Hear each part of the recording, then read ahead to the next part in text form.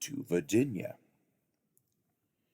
Now I had no comfort talking to the people from home.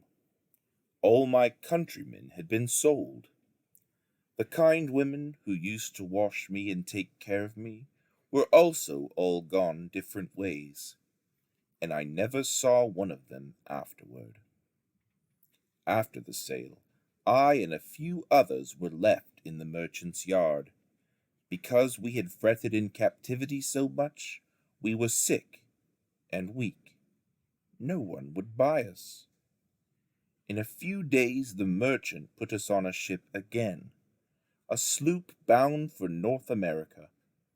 We were better treated on this trip than coming up from Africa, and they fed us plenty of rice and fat pork.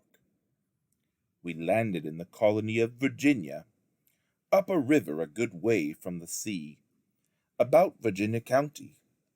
We saw very few Africans, and not one soul who could talk to me.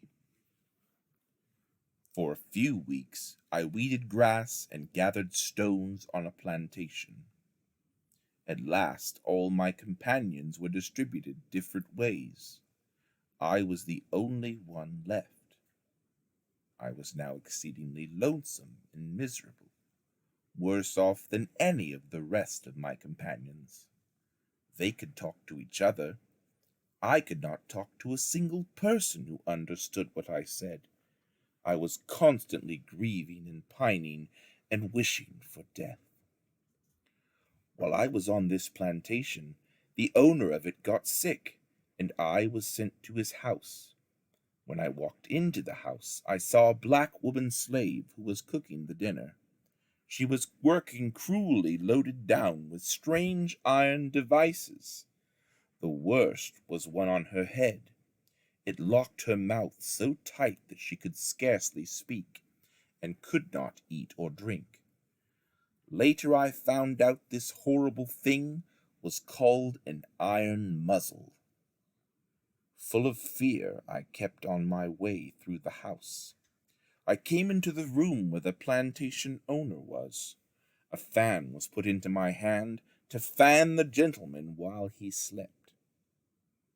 While he was fast asleep, I looked around the room, which to me was very fine and strange. The first thing I noticed was a clock that hung on the chimney and was moving. I was quite surprised at the noise it made, and I was afraid it would tell the gentleman anything I might do wrong. Then I saw a portrait hanging in the room. It seemed to be looking at me all the time. I got still more frightened. I had never seen such a thing before. At first I thought it was something related to magic. Then, when it didn't move, I thought it might be some way the whites had to preserve their great men when they died. Maybe, I thought, they offer their friendly spirits food, the way we do in Benin. But this thought didn't make me any less scared of the picture. I stayed frightened till my master awoke. He dismissed me from the room to my great satisfaction and relief, for I thought that these people were all made up of wonders.